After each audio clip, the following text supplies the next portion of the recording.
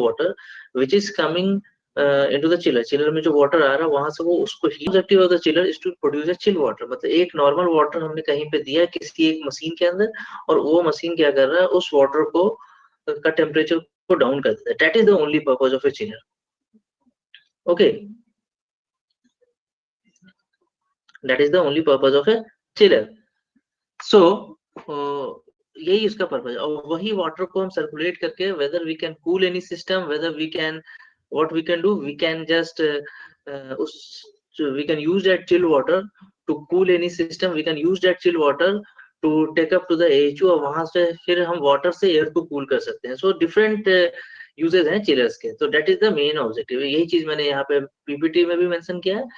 और वो जो हीट ट्रांसफर हो रहा है, हीट ट्रांसफर होने के दो तीन साइकिल्स हो सकते हैं. तो मेजर साइकिल दैट हम लोग HVAC के अंदर यूज करते हैं रेफ्रिजरेशन के अंदर, that is your vapor compression refrigeration cycle या vapor absorption refrigeration cycle.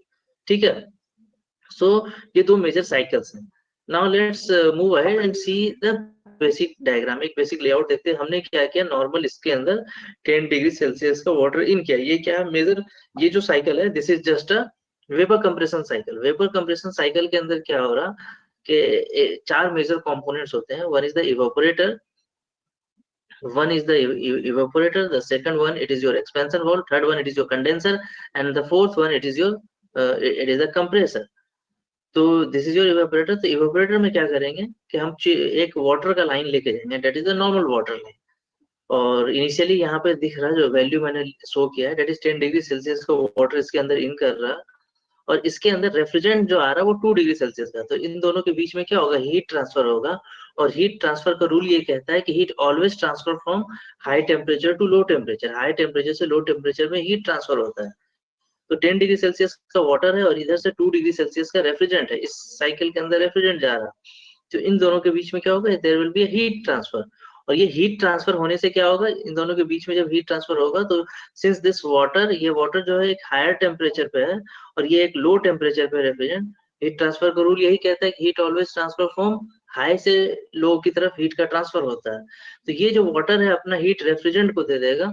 Refrigerant का टेम्परेचर 8 डिग्री सेल्सियस हो गया और वाटर का जो टेम्परेचर है वो 5 डिग्री सेल्सियस पे आ गया. सो ये यही पर्पस था हमारा कि हम कैसे इस किसी भी रेफ्रिजरेशन सिस्टम में वाटर के टेम्परेचर को डाउन कर दें.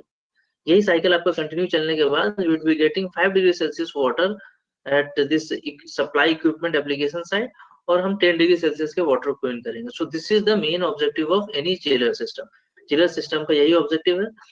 अब ये रेफ्रिजरेंट को हम और कंप्रेस करेंगे, तो कंप्रेस करने से क्या होगा, इसका टेम्परेचर, प्रेशर भी बढ़ेगा और टेम्परेचर भी बढ़ेगा. लेट्स सी 8 डिग्री सेल्सियस से ये 70 डिग्री सेल्सियस पे आ गया. अब यहाँ पे क्या करेंगे, हम बाहर से एयर ले रहे हैं वो 32 डिग्री सेल्सियस पे. तो डेफिनेटली अब यहाँ पे रेफ्रिजरेंट का टेम्परेचर ज्यादा है और आउटसाइड एयर की टेम्परेचर कम है. सो अब ये रेफ्रिजरेंट अपना हीट किसे देगा, एयर को देगा.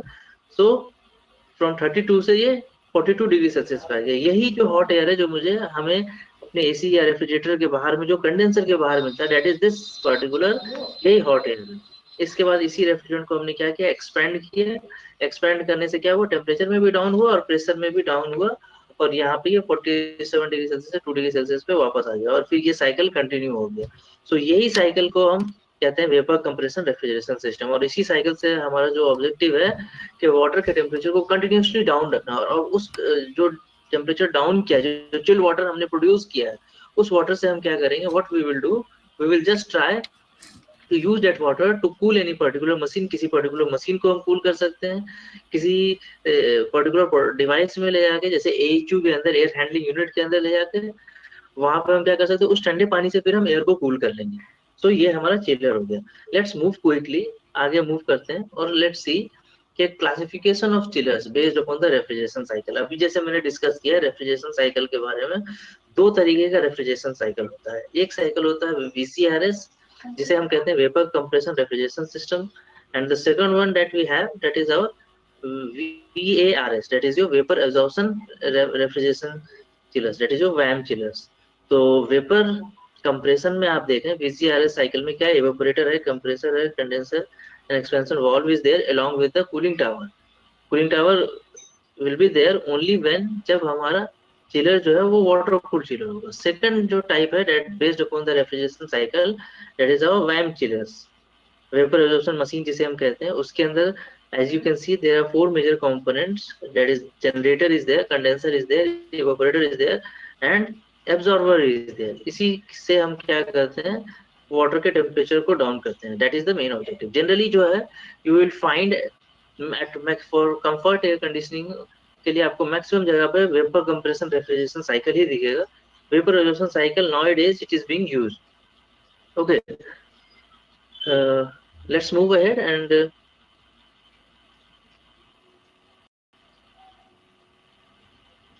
अब classification of chillers based upon the mode by which the condenser is being cooled. Condenser हम जैसे कूल करते हैं, कंडेंसर को कूल करने का दो तरीका हो सकता है। The first one, it is the air cooled chiller.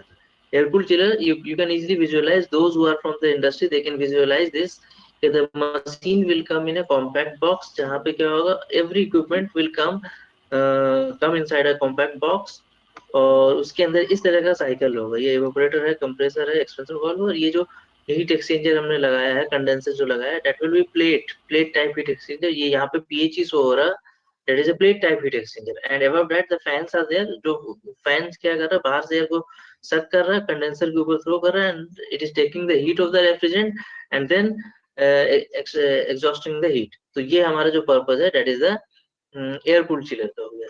Next move towards the water cooled chiller. Water cooled chiller के केस में क्या होता है, आपको जो मेजर कंपोनेंट्स है, सारे कंपोनेंट्स ओपन टाइप में मिलेंगे। कंडेंसर है, कंप्रेसर है, compressor and expansion valve, all the equipments will comes in open type mode, सब ओपन टाइप में होंगे। और ओपन टाइप में होने के कारण इससे इसे it is not necessary for this water cooled chiller, ये नेसेसरी नहीं है कि हम इसे रूफ पे ही प्लेस करें। जैसे कि एयर कूल्ड चिलर के अंदर ये नेसेसरी कंडीशन है कि आपको ये ओपन टू एयर में रखना है, बट वाटर कूल्ड चिलर को आप बेसमेंट के अंदर भी रख सकते हैं, बिकॉज इसके कंडेंसर को कूल करने के लिए हमें क्या चाहिए, वाटर चाहिए जो कूलिंग टावर से आएगा, और इसे कूल करने के लिए हमें एयर चाहिए जो हम एम्बियंट से लेंगे। So that is the only difference. तो यही साइकिल है जहाँ पे हम इसके कंडेंसर को कूल करने से ये क्या ले रहे हैं, कूलिंग टावर से वाटर ले रहे हैं, और यहाँ पे इसके कंडेंसर को कूल करने के लिए क्या किया हमने, फैन लगाया जो that is taking air from the outside, वहां से एयर को ले रहा है। ठीक है।